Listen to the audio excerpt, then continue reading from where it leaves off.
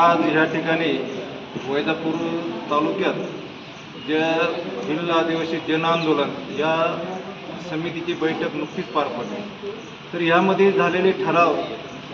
ज्या ज्या संघटना आजपर्यंत भिल्ल आदिवासी समाजामध्ये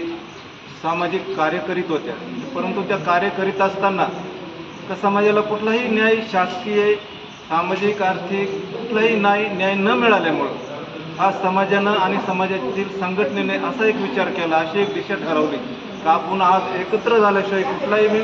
पर्याय नाही आणि एकत्र झालो तरच आपल्या समाजाला न्याय देता येईल या उद्देशानं आज या ठिकाणी बैठक झाली। आणि या बैठकीच्या माध्यमातून जे जे कार्यकर्त्यांनी जे मुद्दे मांडले ते मुद्दे नुकतेच आता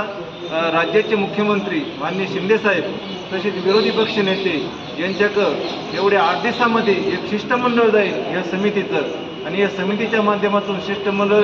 गेल्यानंतर वरच्या दृष्टीवर जो निर्णय दिला जाईल किंवा निर्णयाची वाट पाहून एक समिती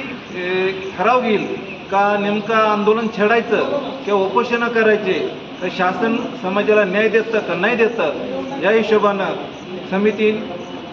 निर्णय घेईल आणि त्या माध्यमातून ही चळवळ हे राज्यभरामध्ये आदिवासी समाज भिल्ल आदिवासी समाज एकत्रित येऊन आणि चळवळ निश्चितच